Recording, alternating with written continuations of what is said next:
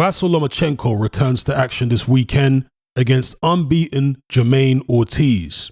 Now, Ortiz, in his last bout, scored an upset win over Jamel Herring. Some of you may have seen that. That was for the NABF title and also the USBA or IBF USBA title. This, of course, is at lightweight, 135 pounds.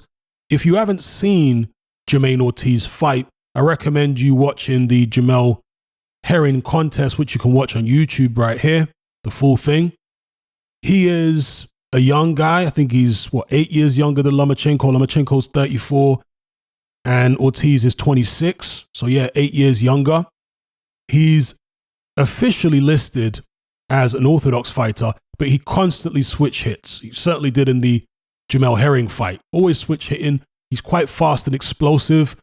With only 8 KOs, he's not the most prolific puncher out there, but I don't think he's feather-fisted. I think he's someone who can land surprising shots, which can catch fighters off guard and sting them for sure. So, could be an interesting bout here, particularly given the fact that Lomachenko is coming off a pretty long layoff. His last bout was against Richard Comey, and that was, December of 2021. So you're talking about, nearly a year, 10 months, whatever it is, since his last fight. Is that the longest layoff of Vasyl Lomachenko's career so far? Because the Nakatani fight was, June in 2021. Then he fought in December 2021, so there was no layoff there. After the Teofimo Lopez fight, I guess there was a bit of a layoff after them, coming back against Nakatani. There was 8 months. Luke Campbell, this might be the biggest previous layoff, was between the Luke Campbell and the Teofimo Lopez fight. So he fought Luke Campbell in August of 2019, and he didn't fight again until October of 2020. So is this revealing that layoffs hurt Lomachenko, or was it just to do with Teofimo Lopez's style and perhaps the layoff didn't affect him at all? Generally, layoffs are not good for fighters. And again, also generally, the older the fighter is, the more the layoff seems to affect them. Inactivity allows farther time to set in with older fighters, it would seem. And Lomachenko, in his mid-30s now, is he going to be at his absolute sharpest against Jamaine Ortiz coming off this long layoff? Well, Jamaine Ortiz will certainly be hoping that he isn't at his sharpest, right? Because when Vasyl Lomachenko's firing on all cylinders, he's a very difficult man to beat indeed. And Jamaine Ortiz has never fought at this level before. If you look at his record again, he's got Jamel Herring on there, but other than that, there's not much on this particular resume. So let me know what you guys think in the comments below. Did you watch Jamaine Ortiz against Jamel Herring? What did you think of him? Do you think he's got much of a chance against Lomachenko?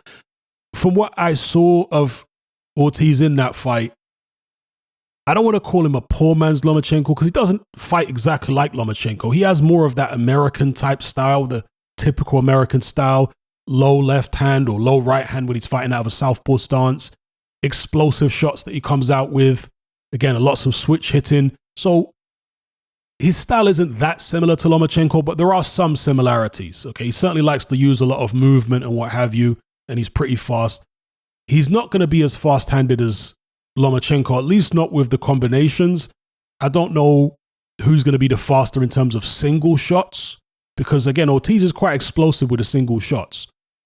But if he is ensnared, for lack of a better term, in Lomachenko's wheelhouse, and Lomachenko's able to go to work on him once he finds his distance, then I think he's going to find himself in a spot of bother, to say the least, because that's what Lomachenko does. Once he gets into his rhythm and he finds his range, he turns up the temperature in the room, he increases his punch output, and he confuses the fighter with all the angles, with the constant punches, with the inability for them to land anything significant back, and he overwhelms them. That's what Lomachenko does. He overwhelms people once he gets into his groove. Will that happen here with Jamaine Ortiz, or Will the younger Ortiz, 8 years younger, actually catch Lomachenko at the right time? Again, you guys let me know what you think in the comments below. I have to imagine that a guy with such little experience as this, with such a thin resume as this, is going to be a pretty significant underdog with the bookies. I'm not sure exactly what the odds are, but I reckon that you'll probably be able to get pretty good odds if you're betting on Jamaine Ortiz in terms of hoping for an upset. So yeah, that's that.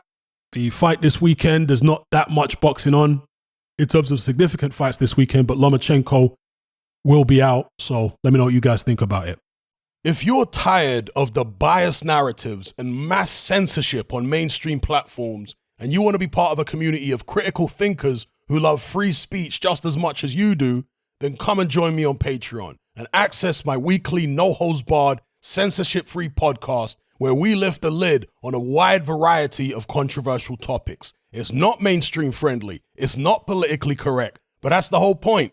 We dare to stand as a beacon of reason against an army of insanity. Just head on over to my Patreon page and select the tier called Hatman Hot Topics. You'll gain access to a minimum of 2 hours of exclusive content every single week, including podcasts, videos, interviews, live stream Q&As, as well as my popular Confessions of a Nightclub Bouncer series. Not to mention a vast back catalog of hundreds of hours of previous episodes. You can listen via the Patreon app with the option to download in high-quality MP3. We've also got an Element group where you can come and chat and hang out with myself and other members. Unlike Discord, it has full end-to-end encryption, it's decentralized, and it's 100% censorship-free. You can also send voice notes as well as much larger audio and video files than you can on Discord.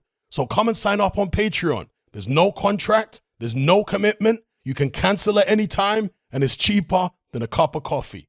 So I'll see you over there. I'm out.